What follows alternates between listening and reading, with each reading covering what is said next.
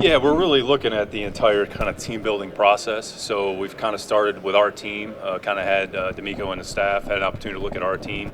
We know we're going to add to this position. We have one player on the roster currently. I'd say it's probably going to be a combination of draft, two free agency, could be two draft, could be two, however it goes. So we're going to look at whatever resources we have available to us, try to make the right decision. But really, it's about the total team building process. It's not really about one position. So we're going to be very thoughtful. We're going to take our time to try to make good decisions all throughout the spring. And on that, whenever you're organizing an entire roster, how do you value the quarterback position, just maybe data-wise, contract-wise, getting somebody on a rookie deal? What's your philosophy? Yeah, I don't think you're making decisions based on data. You're making decisions based on what you think is best for your organization and your team. So, we have 50 players on a team, give or take. So we know we're going to add 40 players to the team. So you'll probably add, 15 to 20 in free agency, give or take, maybe a little more, maybe a little less, probably a little less. Right now we have 11 draft picks, so call it 10 to 12 draft picks, and then however many players we sign after free agency. So again, philosophically, DeMeco and I feel the same way. It's really not about one player. It's not about one position. It's about building a good team. And if you have a good team, that gives you the best chance to go out there on Sunday and have some success. So that's what our focus is going to be. Nick, what have these early days in the transition with DeMeco been like? What have you learned about him, and I guess vice versa in these early days? Yeah, no, it's been awesome. He was going back and forth there a little bit. So that first week kind of got a little taxed, but he's been very open-minded, very thoughtful. We kind of take our time, really want to think through decisions as we assemble the coaching staff. That was a big part of it. Have a few candidates here, talk to a number of different candidates. All right, let's, we want to sleep on it, give it some thought. All right, and then come back. All right, yeah, that makes sense. What about this? He's very open-minded.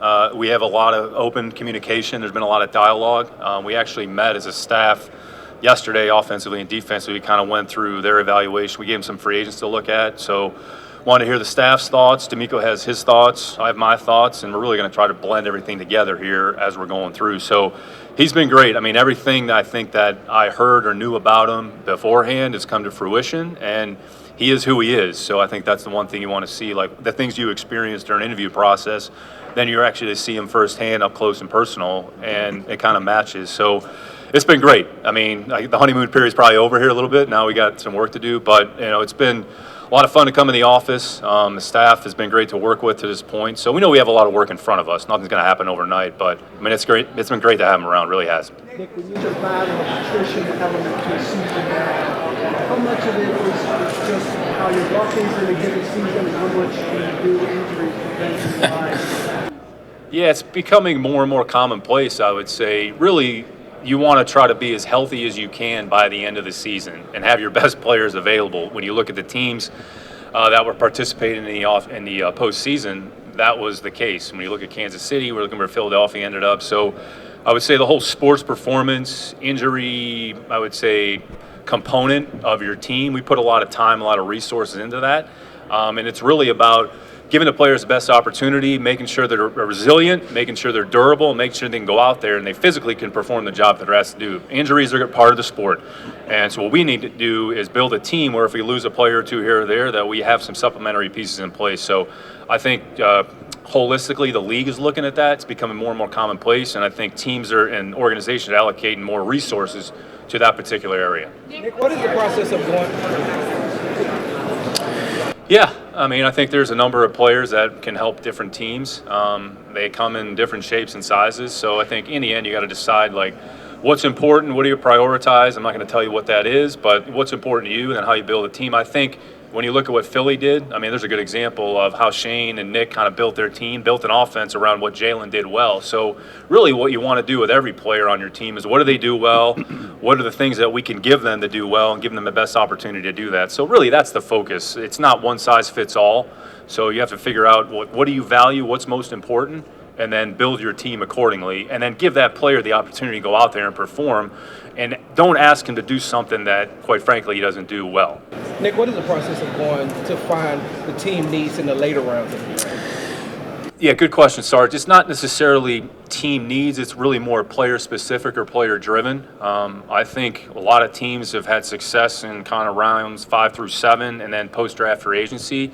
So the same process that you use with the early round picks, you apply to the end of the draft as well. And I would say we probably allocate as much time and resources to kind of those players at the later end of the round, at the end of the draft, than we do at the front end. If you can't figure out the players on the front end, we got bigger problems, right? So once we can kind of put a player to bed, we're the thought process, okay, let's move on from the player. We kind of know what that is. All right, let's focus on the next group.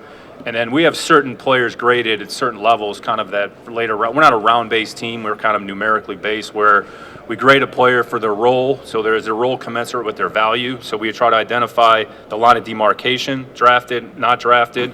But that grouping of players, really between now and probably the draft, that's where the next 2 months we're going to put as much time and resources into that group, because how you can build a team a number of different ways, and those players are sometimes as important because they're cost effective and they can kind of supplement some of the things you do at the front end of your roster. So say we take a lot of pride. I don't want to speak for other teams in the league, but I think teams take a lot of pride in being able to find players in the late rounds, because it just goes to show you there's good football players that are literally throughout the draft, and you don't want to limit yourself and say, well, if we don't get this guy in the first round, then we can't put a team together. I think that's probably an inaccurate characterization. Nick, while there's a lot of conversation Go ahead, Aaron. about the quarterback position, there's also a lot of defensive talent.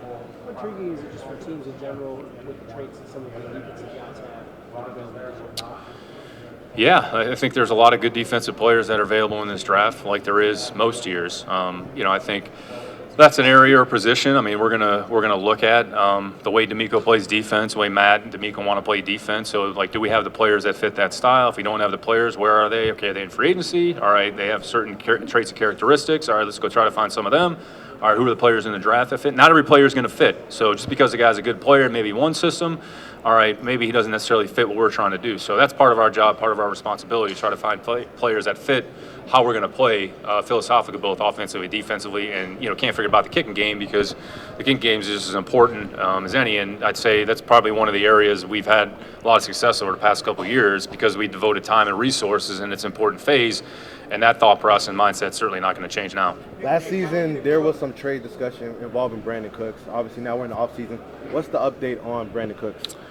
Yeah, I'd say we're kind of in the team building process here. So every player, every individual situation, we'll look at it, and then ultimately we'll do what we feel is best for the team, the organization moving forward. Nick, how do you look at the Bears possibly trading the pick before you guys and maybe getting jumped by a team that has similar needs? I'm obviously talking quarterback to you guys. How do you look at that? Would you want to get into that trade mix to move up one spot? Yeah, I think we're focused on the Texans. We're not necessarily worried about what other teams around us are doing. I mean, you're cognizant of that, but ultimately you have to be prepared to pick wherever you're going to pick, and then be prepared to pick whatever player. So I'd say most teams, again, not to generalize here, but most teams, wherever they pick, you probably have 3 or 4 guys that you would feel comfortable taking. So if a team is in front of you and you're only talking about one player, well, that's going to leave 2 or 3 other players. So you're either comfortable with that group of players or you're not. So, again, you can't really get too caught up in what other teams are doing. Just try to make decisions that you feel are best for your team and your situation. Does your philosophy change on free agency now that you got a little money to spend? In terms of which way, John? I mean, what are you...